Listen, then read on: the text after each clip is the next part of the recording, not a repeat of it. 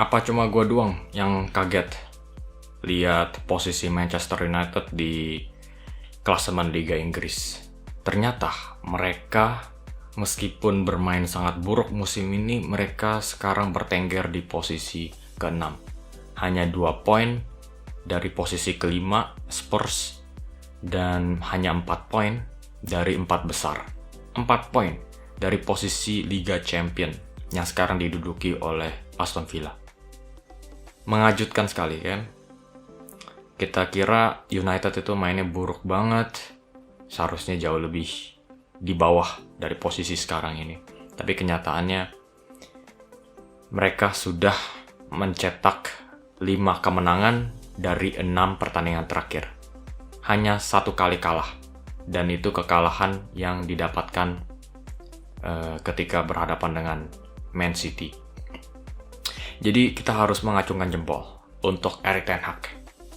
Meskipun dia tahu MU itu adalah MU yang sangat buruk rupa musim ini, dia masih bisa menciptakan hasil. Tiap kali gue lihat Erik ten Hag, entah kenapa gue selalu lihat seorang pelatih yang memiliki idealisme. Ya, pelatih idealis yang gak cuma mementingkan hasil tapi juga ingin bermain sepak bola yang baik. Tapi dia itu bukan pelatih bodoh. Dia mengerti ketika timnya lagi buruk, mereka gak bisa bermain bagus. Jadi yang paling pentingnya adalah mempertahankan pekerjaannya, bener gak? Gak ada orang yang mau jadi pengangguran, kehilangan pekerjaannya. Bener kan? Dan itulah yang terjadi. Yang gue lihat melawan Burnley udah lama sih, tapi itu yang gue lihat. Burnley, Manchester United itu udah unggul 1-0, tapi mereka langsung parkir bis hanya untuk mempertahankan 1-0. Itulah sisi pemikiran dari Erik ten Hag. Nggak cuma memikirkan sepak bola yang bagus, nggak memikirkan serangan. Kalau sudah dapat 1-0 lawan Burnley pun, ya udah ambil aja 3 poin. Dan itu akhirnya menjadi momentum, seperti bola salju yang menggulung-gulung terus. Dari 1 kemenangan kecil, akhirnya menjadi 2 kemenangan kecil. Melawan Brentford, tertatih-tatih, tapi masih mendapatkan 2-1. Dan dari 2 kemenangan jadi 3, jadi 4, jadi 5. Dan itulah yang menciptakan rekor kemenangan mereka. 5 kemenangan dari 6 pertandingan terakhir. Bisa kita bilang ini adalah pencapaian yang luar biasa dari Erik ten Hag. Karena Erik ten Hag harus bekerja dengan pemain-pemain yang sebetulnya lagi lesu. Kayak gak mau main bola sebetulnya. Dan karena hasil itulah, ini membawakan kepercayaan diri antara semua pemain di skuad. Garnacho, kita harus membicarakan pemain berusia 19 tahun ini. Dia memang mungkin masih ada beberapa kelemahan, tapi gue lihat masa depan yang sangat cerah dari pemain ini. Dia itu salah satu pemain MU yang memiliki gaya arogansi, yang bisa menjadi bibit untuk menjadikan dia sebagai pemain superstar kelak suatu hari. Overhead kick-nya melawan Everton ala Wayne Rooney. Hanya beberapa pemain spesial aja yang bisa melakukan hal itu, dan gak cuma bisa, tapi berani melakukan itu. Karena kalau gagal pasti malu. Memalukan sekali. Tapi dia tetap lakukan, dan cara eksekusinya pun juga sempurna sekali. Gary Neville sempat mengatakan, Gary Neville atau siapa? Pokoknya ex pemain MU. Dia bilang, gol itu akan menjadi gol terbaik sepanjang karirnya Garnacho. Walaupun umurnya masih 19 tahun loh. Dan gak bisa diragukan lagi, itu akan menjadi salah satu gol terbaiknya Garnacho.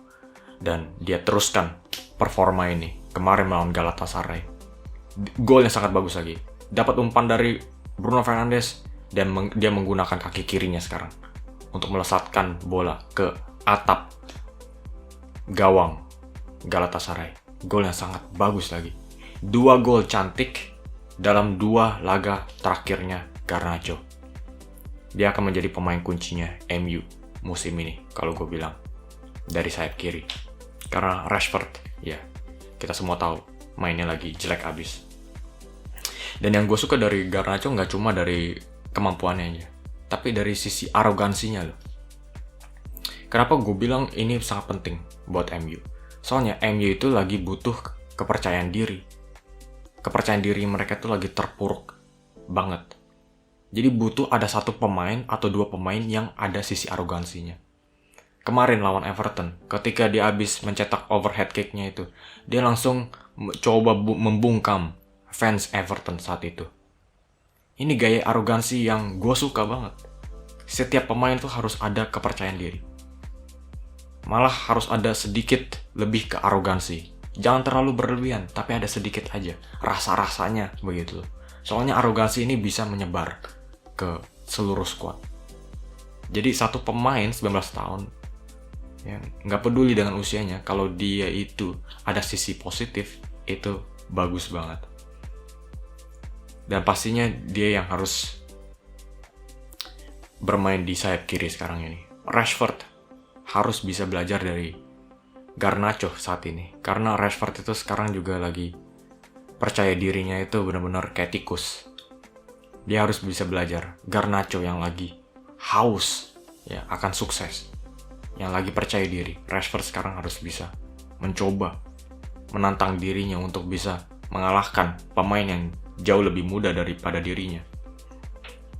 Dan kalau kita lagi ngomongin pemain-pemain muda ya, nggak cuma pemain berusia 19 tahun Garnacho ini, tapi ada juga satu pemain spesial yang masih 18 tahun. Kelihatannya United ini akan menjalankan satu revolusi pemain muda. Yang gue maksud adalah jenderal lapangan, Kobbie Mainoo. 18 tahun. Tapi gue sekarang baru nonton dia dalam 1,5 pertandingan aja loh. Melawan Everton, dari awal sampai finish, dan kemarin melawan Galatasaray hanya di babak kedua. Tapi gue sudah bisa melihat sesuatu yang luar biasa sekali. Pokoknya ingat aja kata-kata gue. Kobbie Mainoo akan menjadi jenderal lapangan. Salah satu jenderal lapangan terbaik di dunia sepak bola. IQ permainannya. Dia itu tahu kapan harus buat operan pendek, kapan harus melepas bola, kapan harus bisa melakukan umpan lambung. Dia tahu bagaimana caranya mengatur tempo di lini tengah. IQ-nya luar biasa banget. Sangat dewasa. Umur 18 tahun tapi punya pemikiran yang sangat dewasa seperti ini. Itu beneran gue gak habis pikir. Dan tiap kali gue lihat MU itu selalu bermain bagus dengan satu jenderal lapangan. Seperti Christian Eriksen. Tiap kali Eriksen main, permainan bolanya MU itu lebih mengalir, umpan-umpannya lebih lancar. Intelijensinya Eriksen itu langsung kerasa ketika dia main. Karena kalau ada satu jenderal lapangan, biasanya itu pemain-pemain di sekitar juga bermainnya itu langsung bermain bagus. Begitu. Tapi sayangnya dari Eriksen, dia itu nggak bisa main terus-terusan karena faktor usia dan faktor stamina. Nah, sekarang United mungkin bisa merasa lega karena ada satu pemain pengganti Christian Eriksen. Dari segi IQ permainan, dari segi kemampuan, umpan pendek, umpan panjang, kemampuannya dia mengontrol tempo permainan, dia nggak kalah dari Christian Eriksen. Dan ditambah lagi dari faktor usia. Penggemar Manchester United itu nggak perlu khawatir lagi pemain ini bisa langsung cedera tanpa peringatan. Hanya bisa bermain satu pertandingan dalam seminggu. Enggak. Ini pemain muda yang haus. Yang pastinya ingin memberikan kesan bagus di tiap pertandingan. Dan ketika mendapatkan kesempatan, dia pasti akan langsung mengambil kesempatan itu untuk bermain. Itulah yang dicari oleh MU. Dan kelihatannya pemain-pemain seniornya pun juga bermain semakin bagus juga. Alangkah baiknya pemain-pemain muda ini ya, ada seseorang pemain senior yang membimbing mereka. Bruno Fernandes sekali lagi menunjukkan kalau dia itu bisa kembali ke Bruno Fernandes yang terbaik sebelumnya. Melawan Galatasaray kemarin, 1 gol dan 1 assist. Satu gol yang luar biasa dari jarak jauh. Tendangan yang sangat kencang dari luar kotak penalti.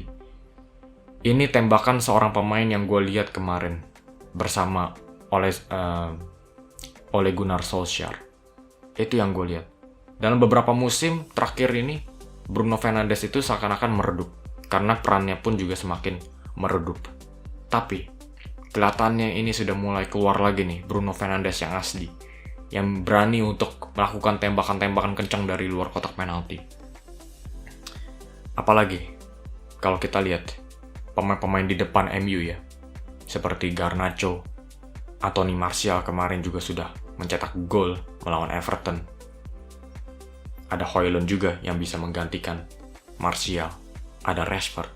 Ketika pemain-pemain ini lagi mengalami kenaikan kepercayaan diri, butuh satu playmaker yang bisa memberikan suplai-suplai bola. Nah, suplai-suplai bola ini nggak akan berhenti saat Bruno Fernandes itu terus-terus bermainan.